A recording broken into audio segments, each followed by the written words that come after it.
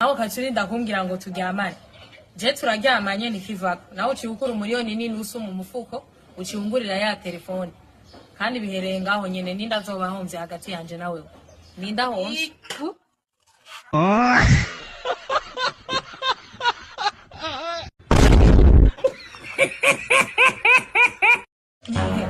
So guys, urazi burya ko abahungu ari bijuju. Imagine ndagushikiriye ndagusavye service ati ngurira aga telefone nta ga telefone mfise. Nawe ukacirinda kumbwira ngo turyamane.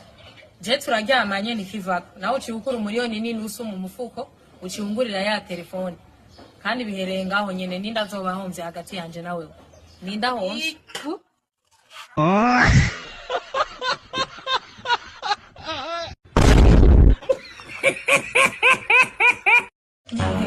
So guys, urazi burya ko abahungu ari bijuju.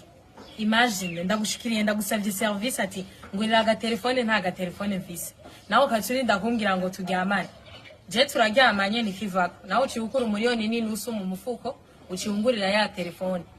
Kandi bihereye ngaho nyene ninda azobahomvye hagati yanje nawe. Ninda honze. Mama ni myaka 500 ku isi ntararongorwa hako nzoja mu muriro kwera umugabo. Ndazo bakobwa ko muraba bandi abakobwa n'abandikazi nibo bataraga abahungu bone warubitwa basiga bataraga niba ufise umuhungu baraba neza nibo ubu nibo bagenda kwironderera hari kera hamwe twagara ubu amusanga haratinda gukunda kandi ndagupfiriye. A few moments later. Ireti dufashe baturongore umuntu aragira imyaka 55 baguma bamurira mu rugo ntibamurongore canke bakeneye twigaragambye tuzi mu mabarabara baturongore ku ngufu. Ivyo bintu ntibishoboka.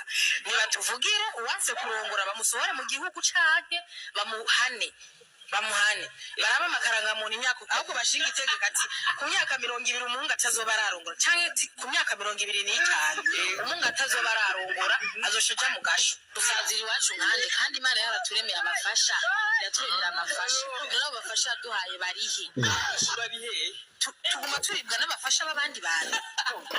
Ivyo birabaho.